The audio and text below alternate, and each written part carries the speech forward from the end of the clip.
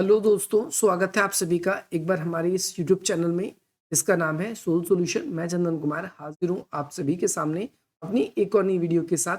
तो गाइस, आज की इस नई वीडियो में हम बात करेंगे उन सभी स्टूडेंट्स के लिए जो मास्टर ऑफ आर्ट्स में पॉलिटिकल साइंस के कोर्स को पढ़ रहे हैं, यानी उन सभी के पास में एमपीएस का कोर्स है और वो सेकेंड ईयर के स्टूडेंट्स हैं। सेकेंड ईयर में उन सभी के पास में MPSE 001 का सब्जेक्ट है, यानी अगर हम बात करें बुक के नेम की तो इंडिया एंड द वर्ल्ड उनके पास में बुक है। हिंदी में बात करेंगे भारत और विश्व, ये बुक उन सभी के पास में है। तो आज की नई वीडियो उन सभी स्टूडेंट्स के लिए मोस्ट इंपॉर्टेंट रहने वाली है, क्योंकि आज हम बात करेंगे आप सभी के लिए दिसंबर 2023 के क्वेश्चन पेपर की।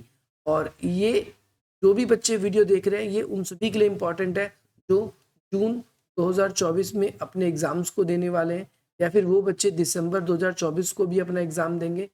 दोनों तरह के स्टूडेंट्स के लिए ये वीडियो है इम्पॉर्टेंट है, क्योंकि आप सभी को पता है 75% जो क्वेश्चन होंगे वो इग्नू अपने PYQ से यानी प्रीवियस ईयर के जो क्वेश्चन पेपर्स हैं उनसे पूछता है। तो जो बच्चे पहली बार सेकेंड ईयर में अपना एग्जाम देने वाले हैं तो उनको ये बात पता होनी चाहिए कि आपका एग्जाम जो है वो 50 मार्क्स का होगा और केवल 2 घंटे आपको समय मिलेंगे।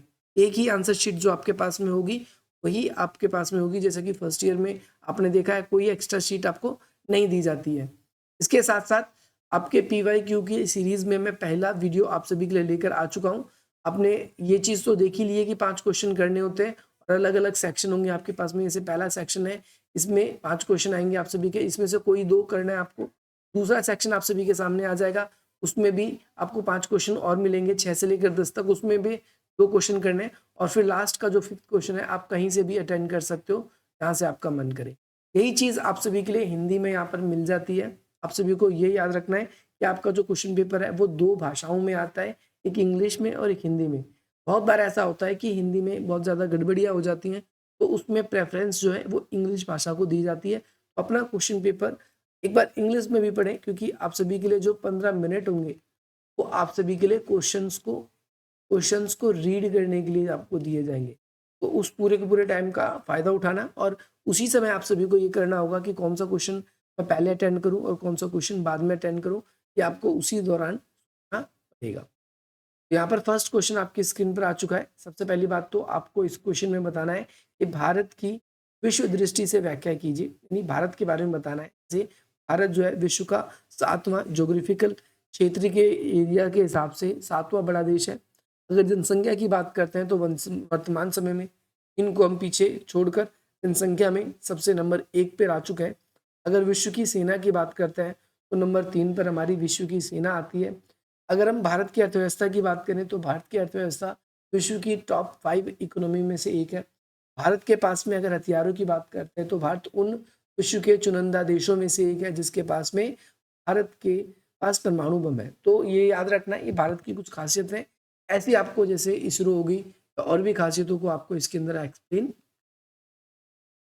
नेक्स्ट क्वेश्चन है, क्वेश्चन नंबर 2 है, जिसमें आपसे पूछा गया है कि भारत की विदेश नीति के अध्ययन में एक तो यथार्थवादी और जो पर निर्भरता है इसका दृष्टिकोण बताना है। तो भारत की विदेश नीति जो है वो सबसे पहली बात तो क्या होती है ये आपको क्लियर होनी चाहिए विदेश नीति के बारे में कि भारत की विदेश नीति क्या है, और साथ ही साथ में इसमें यथार्थवादी दृष्टिकोण आप सभी को बताना है। यथार्थवादी अपनों आपको हंस जे मार्गेंथाउ और EH कौर के विचार थोड़े बहुत आपको पता होने चाहिए।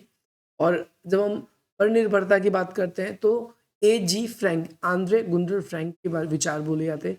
ये दोनों विचार आप सभी को पता होना चाहिए इस क्वेश्चन के लिए, और ये मैंने आप लोगों को पहले से पढ़ा रखे हैं। अगर आप लोगों ने देखा है आप देख सकते हैं। अगला क्वेश्चन है, भारत की विदेश नीति निर्धारण में PMO का मतलब क्या है? प्रधानमंत्री या प्रधानमंत्री का कार्यालय आप हिंदी में कह सकते हो। इसका क्या प्रभाव है ये आपको बताना है। ये भारत की विदेश नीति को निर्धारण करने में जो है PMO की क्या भूमिका है।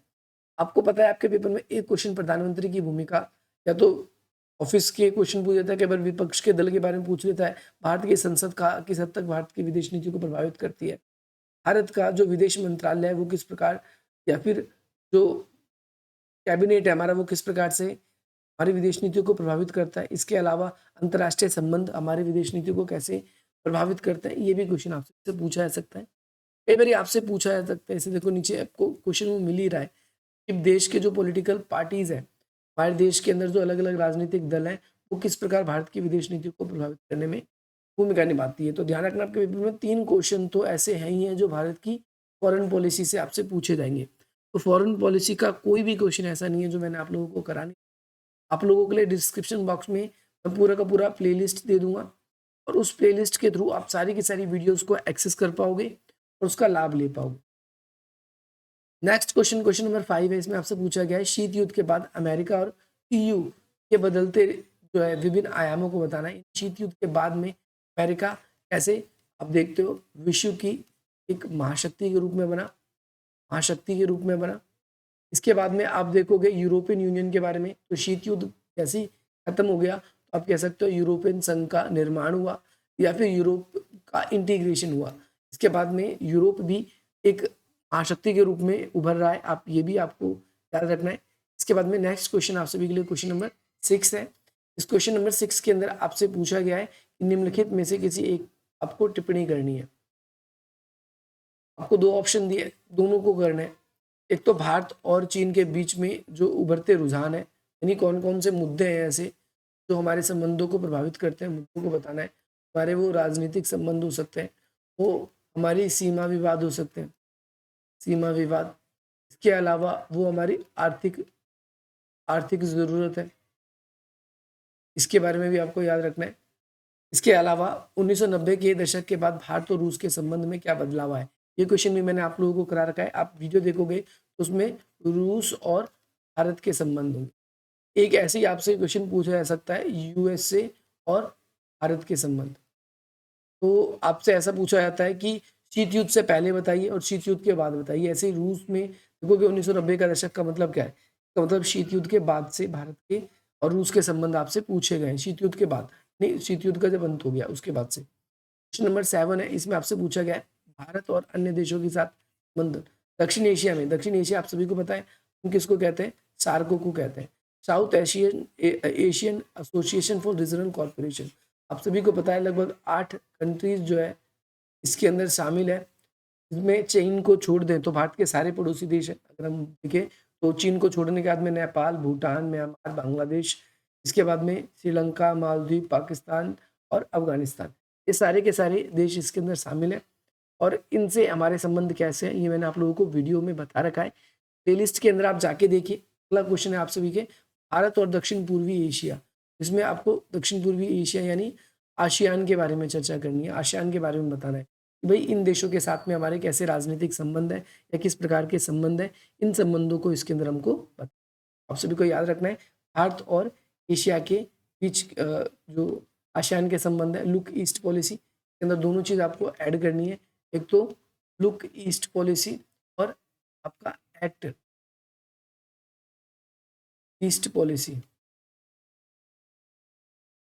के अंदर आप इसी चीज़ को लिखोगे, मतलब दोनों चीज़ों को लिखना है। एक तो आपको पता है 1990 के दशक में जो है लुक ईस्ट पॉलिसी था और 2015 के बाद से जो है उस पॉलिसी को चेंज करके मोदी सरकार के द्वारा क्या कर दिया गया, उसे एक्ट ईस्ट पॉलिसी में चेंज करने दे गए।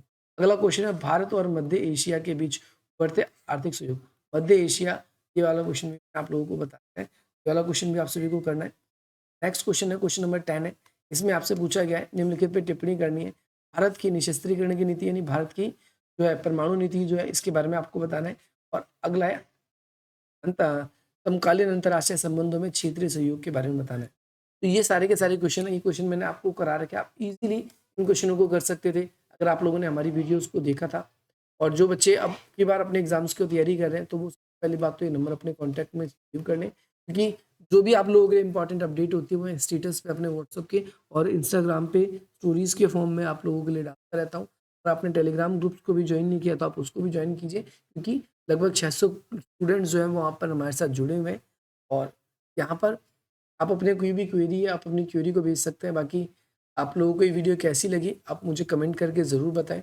और अगर आपको ये वीडियो पसंद आई हो तो आप इस वीडियो को अधिक से अधिक मिनटों तक शेयर भी करें। साथ ही साथ में बाकी आप सभी के लिए एग्जाम से रिलेटेड जितनी भी इंपॉर्टेंट वीडियोस होगी वो इसी चैनल पे आपको मिलती रहेगी। बाकी मिलता है आप सभी से अपनी अगली वीडियो में।